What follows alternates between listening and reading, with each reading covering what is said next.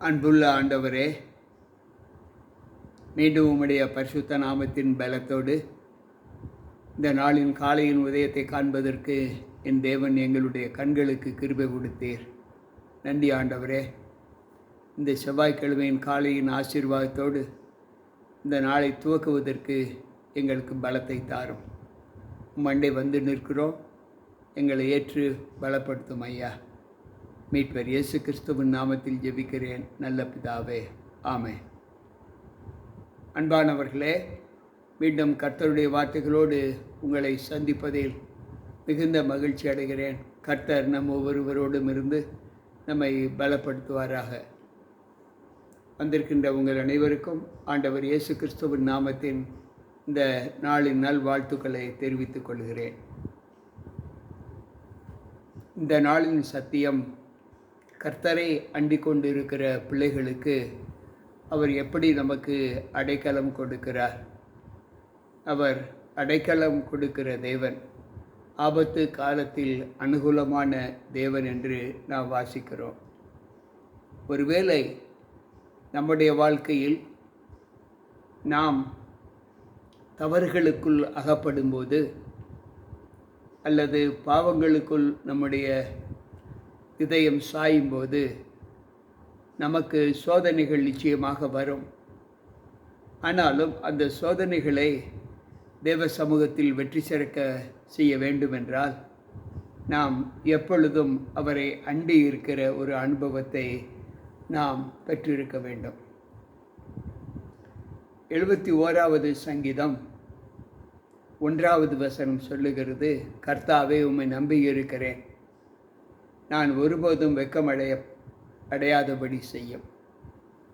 உம்மை நம்பியிருக்கிறேன் ஆண்டவரே, நான் ஒருபோதும் வெட்கமடையாதபடி என்னை காத்துக்கொள்ளும் என்று அங்கு தாவீது பாடுகிறார்.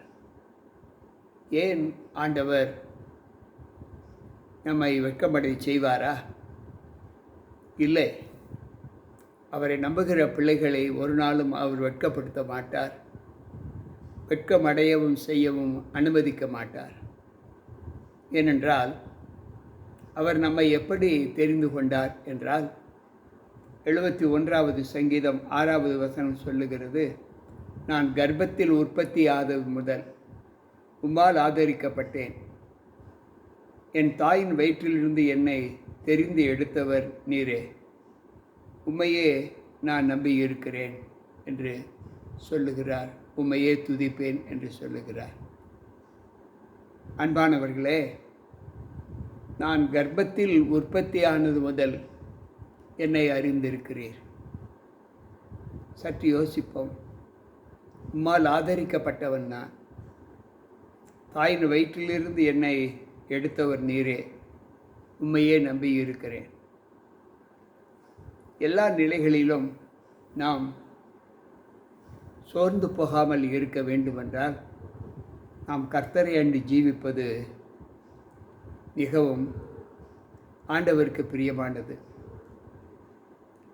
என் வாய் நாள்தோறும் உமது நீதியையும் உமது இரட்சிப்பையும் சொல்லும், அவைகளின் தொகையை நான் அறியேன். 71வது சங்கீதம் 15வது வசனம் சொல்லுகிறது, நான் எப்பொழுதும் உமது நீதி நியாயங்களை அறிவேன், உமது இரட்சிப்பையும் நான் எனக்கு சொந்தமாக்கி கொள்ளும்படி உம்முடைய வல்லமையை நான் அறிவேன் என்று ஆண்டவர் சொல்லுகிறார்.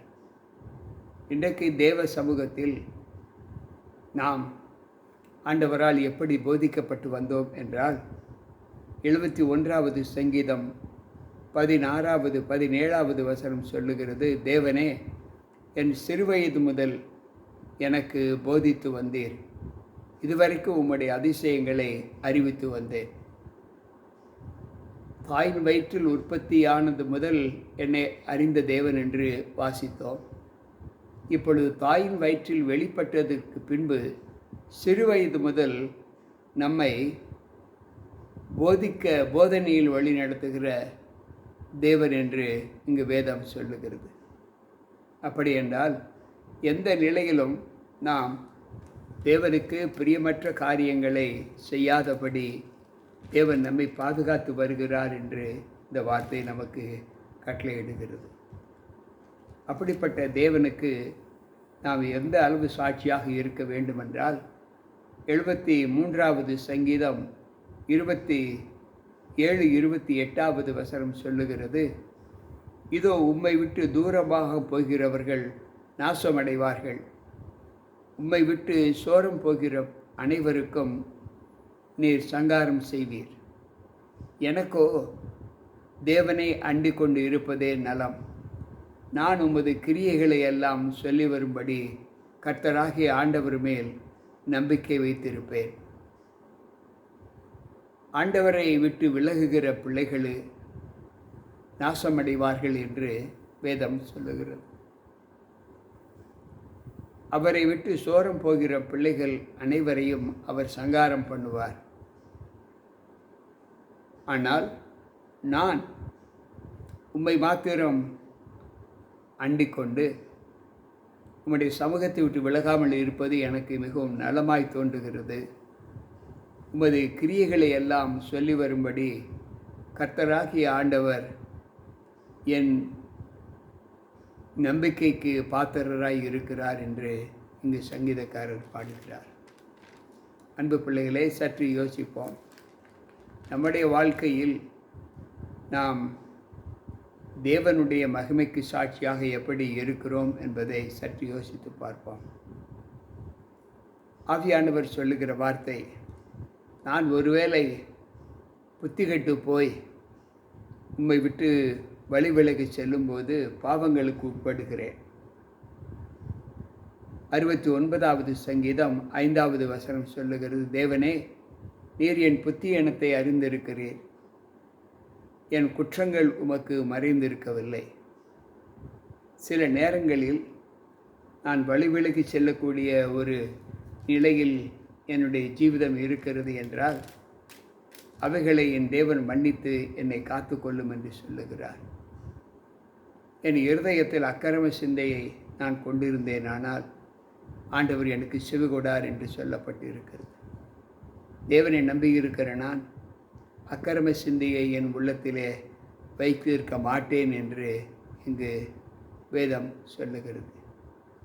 அன்பு பிள்ளைகளே, 61வது சங்கீதத்தை நாம் வாசிப்போம் என்றால் அங்கு 9வது வசனம் சொல்லுகிறது, 61:8 சொல்லுகிறது, இப்படியே தினமும் என் பொருத்தனைகளை நான் செய்தபடியால்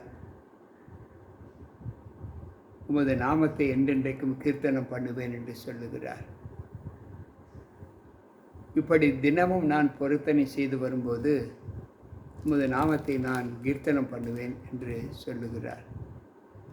35வது சங்கீதம் 13வது வசனம் சொல்லுகிறது, தேவ சமூகத்தில் நாம் பலப்படுகிற ஒரு அனுபவத்தை நாம் பார்க்கும்போது அங்கு ஆண்டவர் சொல்லுகிற வார்த்தை 35வது சங்கீதம் 13வது வசனம் சொல்லுகிறது, அவர்கள் வியாதியாய் இருந்தபோது ரட்டு என் உடுப்பாய் இருந்தது, நான் உபவாசத்தால் என் ஆத்துமாவை உபத்திரவப்படுத்தினேன், என் ஜெபமும் என் மடியிலே திரும்ப வந்தது. அன்பு பிள்ளைகளே, சில நேரங்களில் நான் மற்றவர்களால் வர்த்திக்கப்படும்போது, துன்பத்தில் அகப்படும்போது ஆண்டவர் சமூகம் நம்மை எப்படி காத்திருக்கிறது நாம் நிச்சயமாக உணரக்கூடிய ஒரு உணர்வை தருகிறார். அவர்கள் வியாதிப்பட்டு இருக்கும்போது ரட்டு என் உடுப்பாய் இருந்தது, அவ்வளவு பாதுகாவலாக இருந்த என்னை அவர்கள் எவ்வளவு நிந்திக்கிறார்கள். நான் ஜெபித்த உபவாசம் செய்து ஜெபித்த ஜெபமும் திரும்பவும் என் மடியிலே வந்தது என்று ஒரு புலம்பலை அங்கு தாவீது மூலமாக நாம் கேட்க முடிகிறது. அப்படி ஆண்டவரே, அப்படிப்பட்ட துன்பத்திற்குள்ளாக நாம் நம்மை ஒப்புக் கொடுக்கும்போது தேவ சமூகம் நம்மை எப்படி பலப்படுத்துகிறது என்று நாம் உணர வேண்டும். 66வது சங்கீதம் 14வது வசனம் சொல்லுகிறது, என் இக்கட்டில் என் உதடுகளை திறந்து என் வாயினால் சொல்லிய என் பொருத்தனைகளை உமக்கு செலுத்துவேன். ஒருவேளை நான் துன்பப்படுத்தும் போது, நான் கஷ்டப்படும் போது என் வாயை திறந்து நான் சொல்லின என்னுடைய பொருத்தனைகளை நான் நிறைவேற்றாமல் இருக்க மாட்டேன், கண்டிப்பாக அதை செய்வேன் என்று சொல்லுகிறார். அன்பு பிள்ளைகளை, இன்றைக்கு நம்முடைய வாழ்க்கையில் நாம் எத்தனையோ பொருத்தனைகளை தேவனுக்கு முன்பாக செய்திருக்கிறோம். அந்த பொருத்தனைகள் அனைத்திலேயும் நாம் தேவனுக்கு எவ்வளவு முக்கியத்துவம் காண்பிக்கிறோம் என்பதை யோசித்து பார்ப்போம். முதிர் வயதில் என்னை தள்ளிவிடாமலும் என் பலன் ஒடுங்கும்போது என்னை கைவிடாமலும் இரும் என்று சொல்லுகிறார். 71வது சங்கீதம் 9வது வசனத்தில், முதிர் வயதில் என்னை தள்ளிவிடாமலும் என் பலன் ஒடுங்கும்போது என்னை கைவிடாமலும் இரும் என்று சொல்லுகிறார்.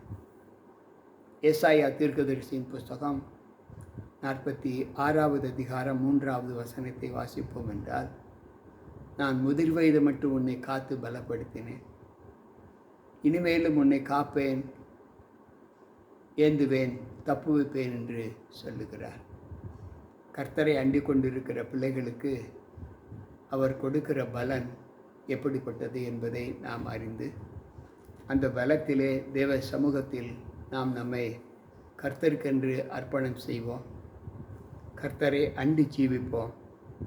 அவருடைய பலன் நாம் உயிருள்ளவரை நம்மை காக்கும்படி தேவ சமூகத்தில் நம்மை ஒப்புக் கொடுப்போம்.